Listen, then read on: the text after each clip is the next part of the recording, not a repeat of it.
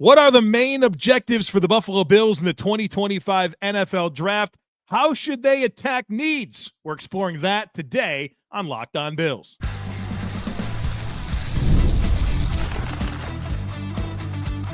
You are Locked On Bills, your daily Buffalo Bills podcast. Part of the Locked On Podcast Network, your team every day.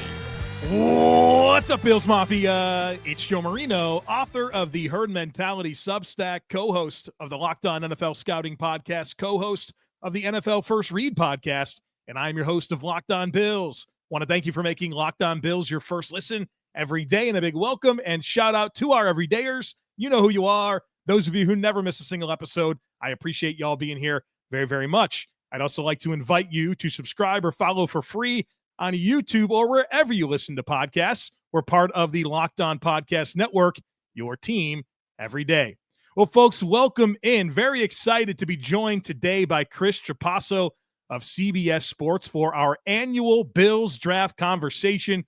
I'm always excited for this one to bring in another voice onto this podcast to talk draft, to talk Bills. Chris, welcome, and thanks for giving us some of your time. This is my favorite pre-draft interview that I do. And I mean that authentically because like what you just outlined, that we're Bills guys, we're draft guys. We've been in this kind of very niche industry for a long time. We've been talking on Twitter for over 10 years now about the Bills and about the draft. And that's what we're going to dive into today. Yeah, let's do it. I'm excited for it myself. And I'm especially excited for it. And I don't even know if you know this or not. I sent you some of the questions that I wanted to ask you, but last year, you said something that I found to be extremely profound that really kind of shaped my own outlook and perspective, and it was foundational for a lot of my analysis for the Bills, really from the point you said it up until even right now. And last year, I asked you this question. I said, you know, what is the most important objective? Like, what is the objective for the Bills in the 2024 NFL Draft? And you said this draft is all about starting to write the next chapter of the Josh Allen era of the Buffalo Bills. And so 1 year later, I'm excited to ask you the exact same question, Chris. What should the main objective be for the Bills in the 2025 NFL Draft? Well, I'll start with this, that I think the Bills did a tremendous job filling that objective last year to move on from all those veterans from his breakout in 2020 until 2024. No Stephon Diggs, no Jordan Poyer, no Mitch Morse. They did that. They turned to the next chapter very well, obviously, with all the records that they set on the offensive side. I think this year, the 2025 draft and the entire offseason, the main objective is to field a championship caliber defense. Now, that doesn't mean 2000 Ravens, 02 Bucks, 2019 Patriots. It doesn't need to be a group that allows 15 points a game. But I think the biggest theme for the Bills in terms of their playoff disappointment or not getting the 1 seed at this point in the playoffs in the Josh Allen era, the defense has normally let this team down in some key moments against the best quarterbacks in football. So it's not to suggest I think the Bills should use all 10 picks on the defensive side. There's still some depth pieces on offense that could be added, but I think Brandon Beane has to go in and say, how can we get better on the defensive side? So when we're facing a Joe Burrow or a Patrick Mahomes for potentially the 5th time in this era, that the defense can make a few big plays in the second half or early in the game to get a big lead. So Josh Allen and the entire offense does not need to do superhuman things to make it a competitive game. We've seen the Chiefs win a Super Bowl with quality defense. We saw the Patriots do it in the Tom Brady era. The Eagles shut down Patrick Mahomes in the Super Bowl. I think that is the main, it's a little bit more specific, but that is the main objective, to field a Super Bowl caliber defense. That's slightly changed in the modern day NFL, but that's what I think the Bills need to do in this draft and this offseason more than anything else. Chris, we are completely aligned on that. In fact, I'm writing an article right now for my Substack that outlines how I would answer the question, and we are very much aligned that it has to be about building a defense that doesn't let Josh Allen down in critical moments. Before we get very specific on how the Bills can use this draft to start accomplishing that objective, how do you reconcile the defenses that have let Josh Allen down? Has it been a talent thing? Or is it a scheme thing? Is it a game plan specific thing? What do you pinpoint it on as all right, you got a defensive-minded head coach. You've had some really outstanding defensive players. What's the leading cause in your mind? I think it's a mixture of what you mentioned, that the talent level for the Bills has not been Super Bowl caliber on that side of the ball. And that's getting very specific in that you look at the Chiefs, you look at the Eagles, and this is kind of blending in or kind of mixing in some draft analysis.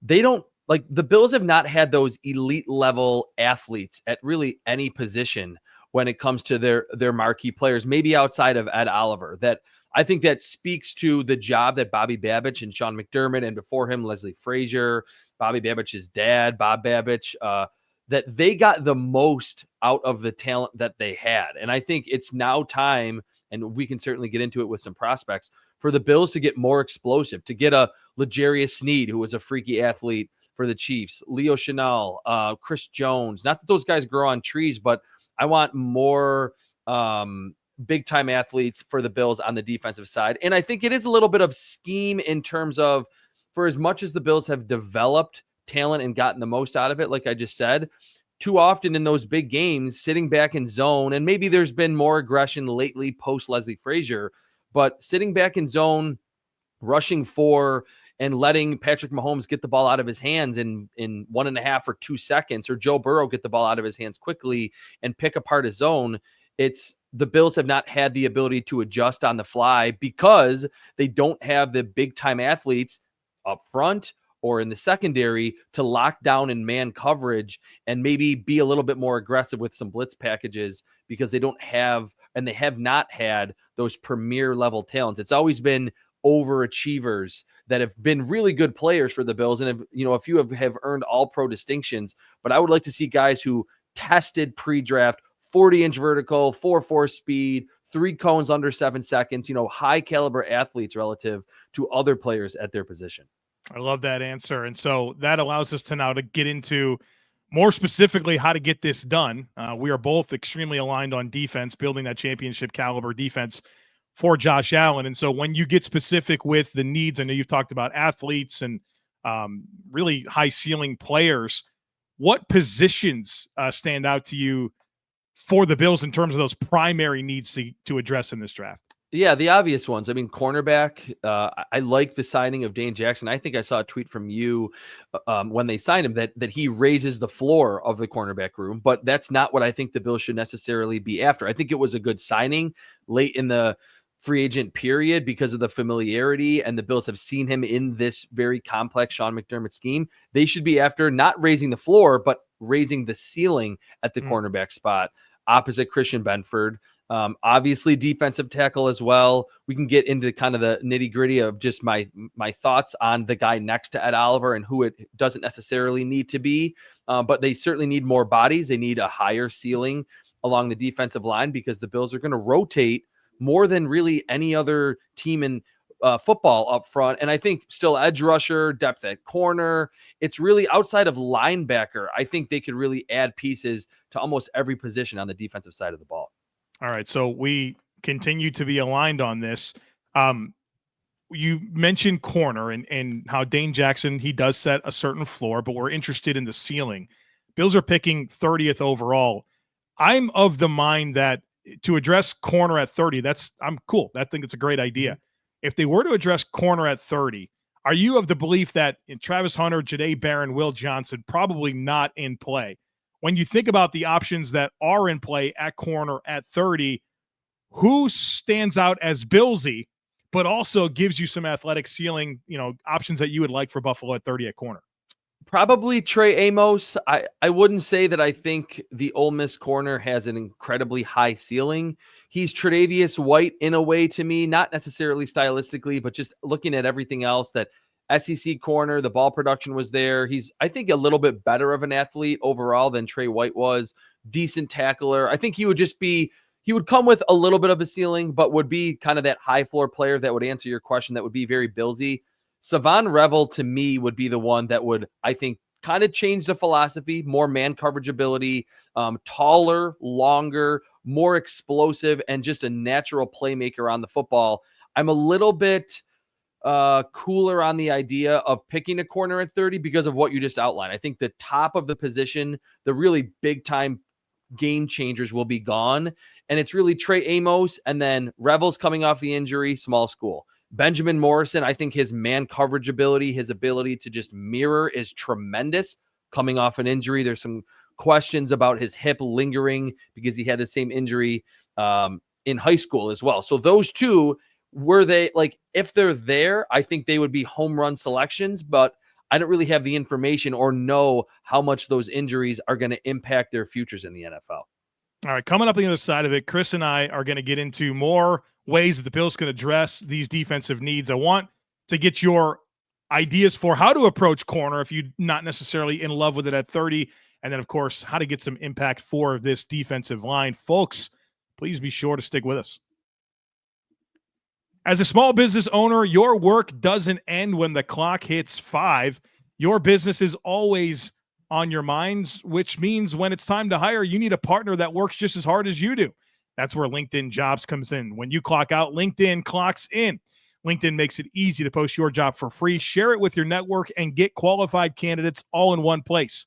You can post your job. LinkedIn's new feature helps you write job descriptions and then quickly get your job in front of the right people with deep candidate insights. And here's a pro tip. Add the hashtag hiring frame to your profile picture to double your reach to get qualified candidates. No wonder that 72% of small businesses say that LinkedIn helps them find high quality hires. So post your job for free at linkedin.com/lockedonnfl. That's linkedin.com/lockedonnfl to post your job for free. Terms and conditions apply. All right, my guest today is Chris Trapasso of CBS Sports. We're talking Bills. We're talking draft. We're talking corner specifically right now. And you kind of said it doesn't have to be a corner at 30. You're not sure the ceiling is going to exist there for a corner at 30. So I want to start by finishing the corner conversation. Where in the draft and like maybe some names do you feel that the Bills can get some ceiling at corner where the value feels appropriate for you? Yeah, I think with either of those two picks in the second round, that feels like, I mean, obviously you're not as likely to get that home run, all pro, Hall of Fame type player in the second round as you would be in the first. But it feels like you're mentioning value wise that comes with ceiling that I'm really thinking the Bills need to be after in this draft. Azareye'h Thomas from Florida State, I think has a big time ceiling. He's not an older prospect, didn't test particularly well. But I think is very fluid, long on film, can be that man-to-man corner if they need it. Someone who wasn't invited to the combine, I think Corey Black from Oklahoma State, and I'm interested if you've watched him. I have not. This is a new name for me. Okay, tested through the roof. Look at the Oklahoma State Pro Day, ran sub 4.4. I believe the vertical was near 40 inches. He's kind of like Maxwell Hairston light, where he's smaller and under 190 pounds, which is actually okay in today's NFL. You don't have to be 200 pounds to play on the outside. We've seen how wide receiver has gotten smaller in those outside roles. So Corey Black is a really fun player to me. I'm just looking at my list here. Caleb Ransaw from Tulane is someone that I think Sean McDermott will love. He is a tremendous tackler on film, plays a lot bigger than his size, played some safety, played slot, played on the outside, transferred from Troy, was really productive at Troy, and then was just constantly squaring up screens and outside pitches and underneath routes. Big time athlete, ran in the 4.3s at the combine. So those three players, I think, feel kind of Billsy, and I think have the man coverage upside because of the big time testing. And it's not really that Azareye'h Thomas was a tremendous tester in Indianapolis or at the Florida State Pro Day, but he feels like he's a more fluid mover on film than the measured workout, who would all represent that higher ceiling that I think the Bills need to be after in this draft. Yeah, on Azareye'h Thomas out of Florida State, maybe the 40 time didn't really land where you'd like it to. I would say athletically, he's probably very similar to Christian Benford. Yeah, and good point. Like you can have other superpowers, and I think Azareye'h Thomas's superpower is physicality, its length, its press man coverage. And I think you can get a lot of ceiling in that capacity outside of, just what your timed athleticism is. When I think ceiling at corner, I guess I was expecting you to bring up maybe Darien Porter out of Iowa State. Yeah. I mean, I scrolled right past him on my scouting grade book. Well, right. Here you get a chance to go back. What I guess the question with Darien Porter, it's not hard to realize that he's an unbelievable physical specimen. It's how do you when do you draft this guy based on, really, what do you 8 starts? Really high level stuff in 8 starts, but 8 starts. I still think in the second round, because like you mentioned, the traits are through the roof. I mean, almost 6'3", 200 pounds, arms well over 33 inches. He would be the most athletic specimen that Sean McDermott's ever had in Buffalo. Right. And what I'm actually interested in your take. Like, I'm coming on here to get your thoughts on the draft as well, Joe.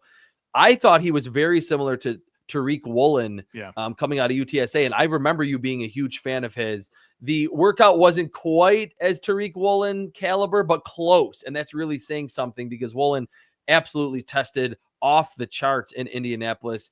The tackling isn't great, but like you mentioned, in those 8 starts, some acrobatic interceptions, pass breakups, and recovery speed. So did you see similar to Tariq Woolen type stylistic play from Darien Porter? And do you think he's a good fit for the Bills too? Yeah, I remember I wrote a mock draft at one point in the season, and I put Tariq Woolen as the Bills pick at the end of the first round, and I got laughed out of town for that. Okay, all right. I think Porter might be a better prospect than Tariq Woolen coming out, to be honest with you. More fluid. Yeah, I think he's more fluid. I think he's more instinctive in coverage as well. Where what I liked about the exposures that you did get from Porter at Iowa State is he played a lot of zone, and they play almost exclusively zone at Iowa State. So you get a real good look at his ability to drive on the ball, space the field, squeeze routes, leverage combinations. And I thought he did really, really well.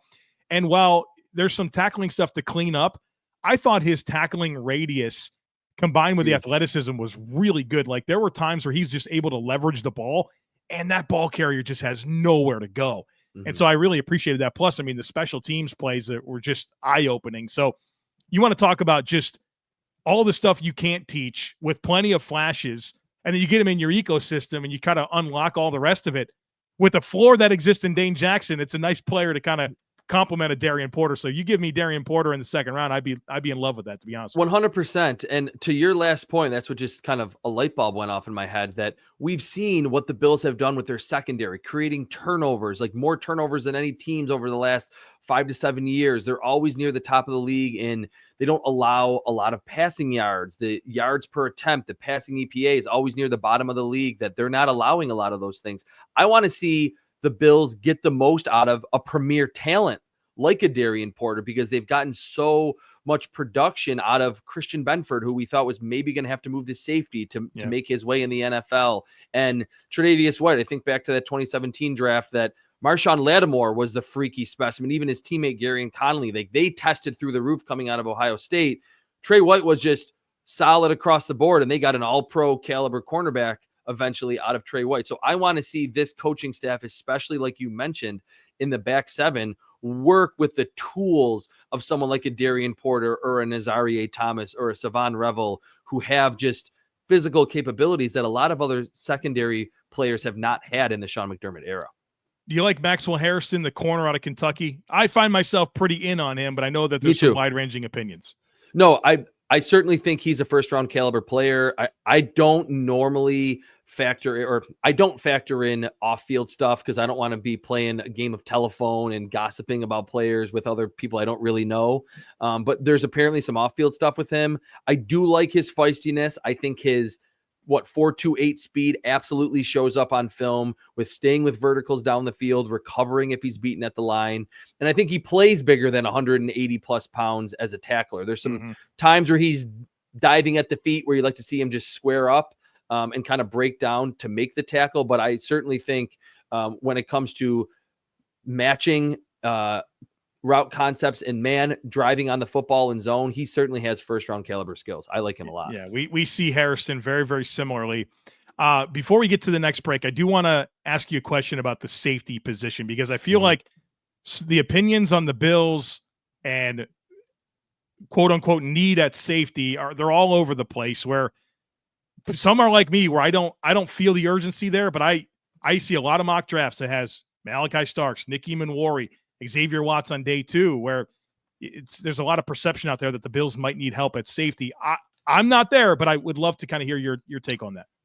I promise that we did not talk about this pre-draft, but this is another, or pre-show, but this is another point that we align on. I don't think it's a huge need. I know that a lot of people have probably felt that the Bills have gotten the ceiling out of Damar Hamlin, which was a good return on investment for a 6th round pick, especially not even considering what happened to him on the field just a few years ago. But I don't think, especially with Cole Bishop entering year 2 and someone that wore a ton of hats at Utah in college, had the injury in training camp last season, so he was behind the 8 ball in terms of learning a new defensive scheme. I think we're going to see a big leap from Cole Bishop. And then you throw in Taylor Rapp, who hasn't been able to stay healthy, but when he is on the field, he's been a pretty solid contributor for the Bills. I think adding someone in the middle of the draft would make sense just from a numbers game perspective.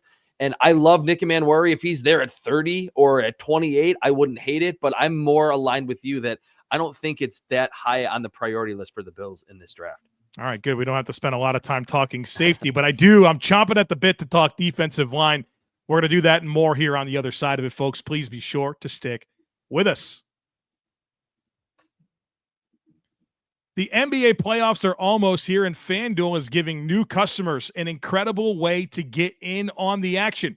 Right now, when you join FanDuel and place your first $5 bet, you'll get $250 in bonus bets if your bet wins. And I love how FanDuel is making betting so easy, whether it's picking my favorite team or diving into player props. From three-pointers to steals to assists, FanDuel has so many ways to bet on your favorite player props. Plus, after the game tips off, you can even combine live prop bets into a same-game parlay for a chance to win big. And folks, of course, the MLB season is still happening. NHL playoffs, they're going to be here real soon. And NFL draft prop bets are all available over at FanDuel.com. So don't miss out. Head to FanDuel.com and claim your $250 in bonus bets today. All right, Chris Trapasso, CBS Sports on Locked On Bills, talking draft. And Chris, I think we can both agree that defensive line is an area that the Bills it's a primary need. It's a primary need for this team. And so where do you want to see those investments? Are there names that come to mind to really get this defensive line over the hump, I think? Yeah, I mean, at pick 30 in the first round, that would not be crazy at all. And I think that's actually the position the Bills, if you had to ask me, like, what position would you like to see them address first, it would be defensive tackle, just because I think there's so many good players that could be available around the range of pick 30. We've seen Brandon Beane trade up in the past. And I'll start with Derek Harmon from Oregon. My actual comp for him in this draft is Daquan Jones. A little bit taller, can two gap, but also can get up the field with pass rush moves, good first step quickness. He's not an elite athlete, but I like the combination, the blend of first step quicks and his handwork. And I think he's pretty powerful. He's an older prospect, so I think the Bills would feel pretty good about him hitting the ground running in this scheme. This is not someone that is a 2 or 3 year project who won't be able to contribute right away. Kenneth Grant from Michigan, obviously, because of his size. Those two names, I think, would be home runs for the Bills in the first round, especially with as late as they pick in round 1. Yeah, I feel like that one tech position, it feels very important with Daquan Jones's age, in addition to expiring contract. And I mean, right now the Bills are in a position where Zion Logue is the primary backup to Daquan Jones. It feels like a big time upgrade opportunity.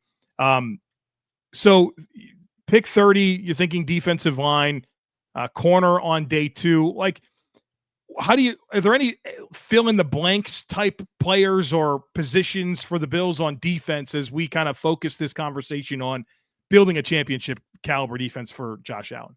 Yeah, edge rusher. I think even with the acquisition of Joey Bosa and then obviously Michael Hoyt after that 6-game suspension, the Bills probably feel better, and there's just more numbers at the edge rusher spot than there is at defensive tackle, and there's just probably more excitement about that position. But I think you have to stay on your toes, and certainly the Bills will, that if, to me, James Pierce or Mike Green from Tennessee and Marshall, respectively, if they're both available or they get into the mid to late 20s, I think that is such a premium position. And I don't really feel great about the future for AJ Epinesa, and I don't think he moves the needle very much. The Bills know what they have with him, that you wouldn't necessarily say, hey, we're going to pass on Derek Harmon and Kenneth Grant and Trey Amos and a lot of other players at what I think are 2 more need positions. but you have to pay attention if either of those two edge rushers are available in the first round. I think the Bills would have to maybe make that pick with only a few seconds left on the clock once they go on the clock. We talked a lot about primary needs for the Bills in this draft. What about some secondary needs? I think we can all talk corner, D tackle, DN. Those feel universal as key areas for the Bills to address, but maybe some of the sneaky spots throughout this roster that you feel like the Bills need competition. Well, we talked depth at safety, which I think we agree is a need. I think wide receiver still. I'm always going back because I'm such a big fan of yours to a tweet that you sent out years ago that I think was a Brian Daboll quote of the Bills have to keep their fastball. And there was a little period there where they said that, but they didn't necessarily follow through in terms of keeping the wide receiver group loaded for Josh Allen in that post John Brown, Cole Beasley, Stephon Diggs era 2020, 21 into 22, where it was really only Gabe Davis in the fourth round and not much else in terms of investment. I don't necessarily think it just has to be a speed guy, although the Bills, if you look at their pre-draft visits, they've really had a type that they've liked to bring in. I think that would be great, but just drafting another wide receiver, I think would make a lot of sense to continue to prolong the MVP caliber prime that Josh Allen is in right now. Yeah, I agree with that. I think tight end 3 is another spot where, good call. That's wide open right now. It's Zach Davidson, and Quentin Morris is free agent right now. So I'm thinking there's a rostered tight end for sure that could be out there as well. Maybe even interior offensive line, which is difficult because I don't know that there's a roster spot for an offensive lineman right now. But Connor McGovern, David Edwards, last year of their deal. Osiris Torrance is extension eligible after the season, and boy, he's going to be expensive to keep. So I wonder, if there's kind of a sneaky conversation to be had about the interior offensive line. Curious to get your thoughts on Brandon Beane and how he approaches this draft from a trade perspective. He trades a lot during drafts, and he's been a trade up guy. I think he's kind of categorized as a trade up guy, but his last 7 draft day trades have been either a trade back or a trade out of a pick, which is an interesting shift in philosophy. Now, still that first round, he loves to part with that 4th round pick to go move up a few spots. But based on, kind of your own viewpoint of this draft class, what the Bills need to get done, what's the general idea that you have for predictively how Brandon Beane's going to attack this draft from a moving up and down perspective? Well, I think you can understand this as a draft analyst yourself, that I'm kind of at odds here in my own mind, because I think as much as we've outlined that the Bills do have needs and jobs available on the defensive side, they have 10 picks. They made 10 picks last year. There's probably not 10 of those jobs available. So part of me says, hey, Josh Allen's entering his age 29 season. Go after, if you love Derek Harmon, if you love James Pierce, if you love Will Johnson, if he falls. But then the draft analyst in me is like, no, be smart, make more rolls at the table. You've hit on the Khalil Shakirs and the Christian Benfords and even the Terrell Bernards in the 3rd round. You traded back twice before you picked James Cook in round 2. Let the draft come to you. And I don't want to say don't have confidence in your own evaluations, but be aware that there's still quality talent that's going to be available on the 2nd day and even into the 3rd day of the draft, where frankly, the Bills' track record of drafting is a lot better than it's been in the 1st round.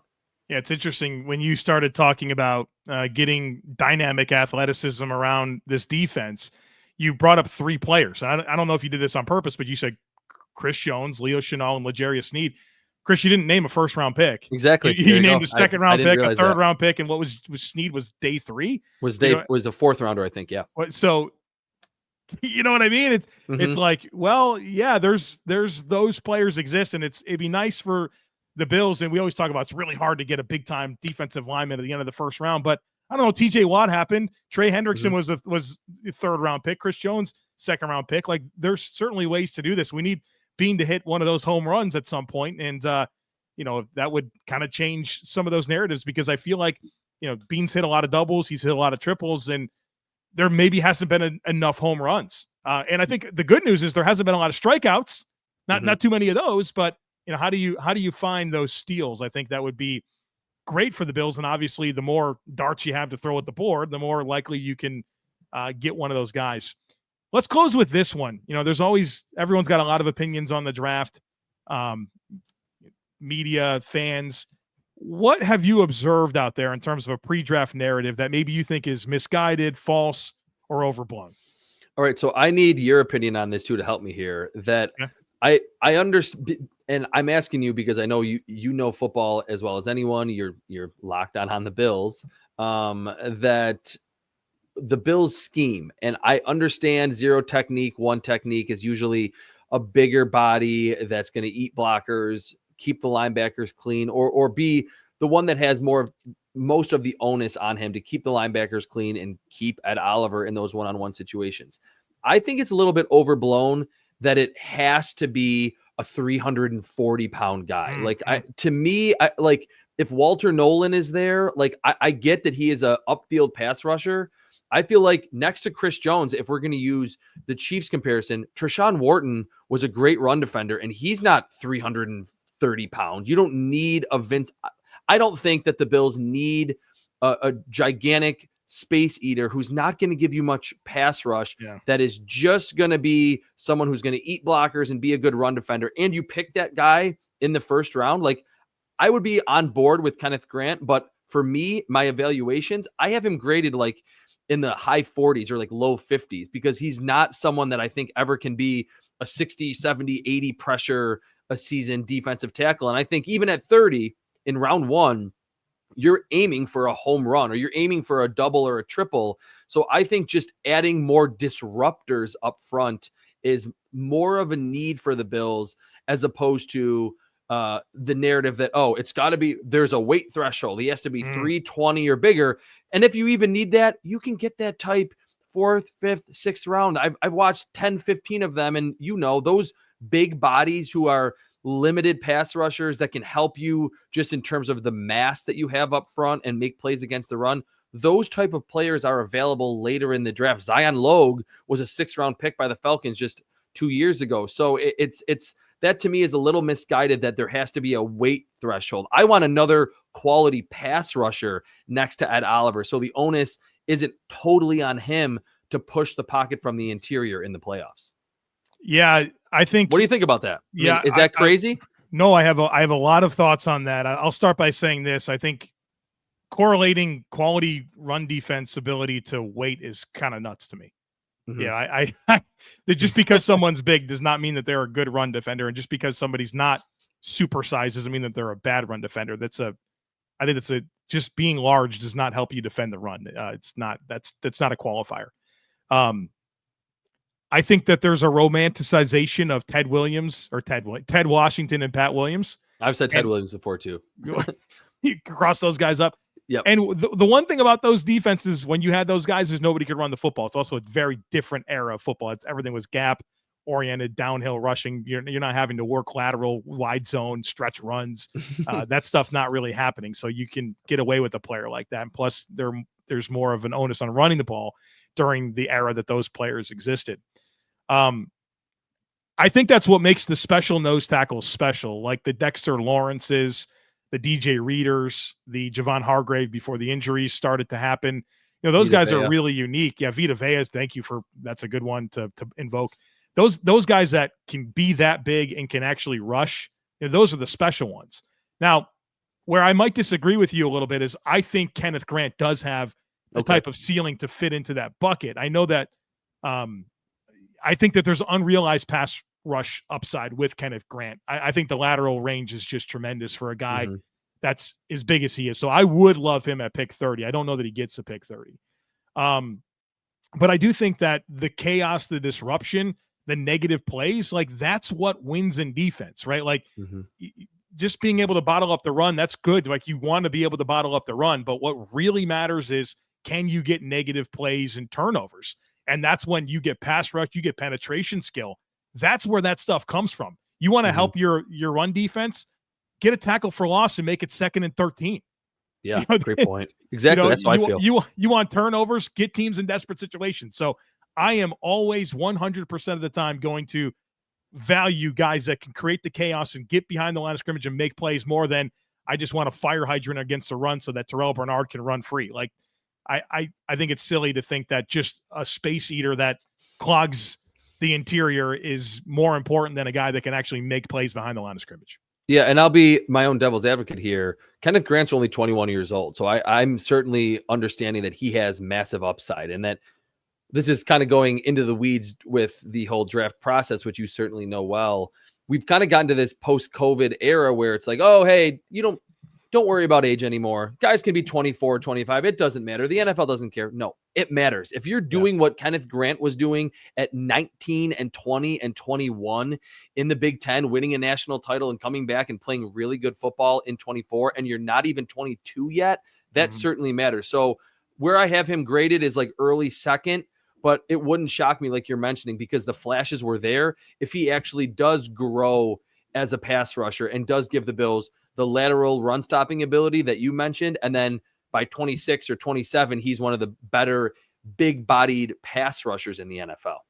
It's got to come together. Obviously there's, but I feel like every trait is there for him to be one of those difference making nose tackles. And like you said, if you want to just get the plug, get the plug later on. Some guy that eats space and just be heavy. Okay. That's not special. That's not unique. That's not rare. That's not valuable. That shouldn't be in play at pick 30 overall.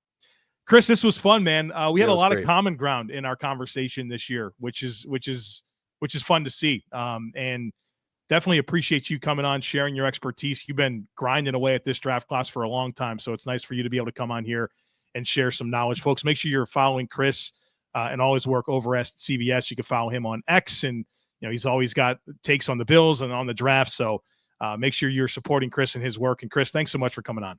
Joe, this was great. And I love learning from you. Like, I love always chopping it up draft wise with you. We didn't get to do it at the combine this year, but I'll certainly see you at training camp and then just following you on Twitter. This was always a lot of fun to kind of have one little briefing before the NFL draft next week.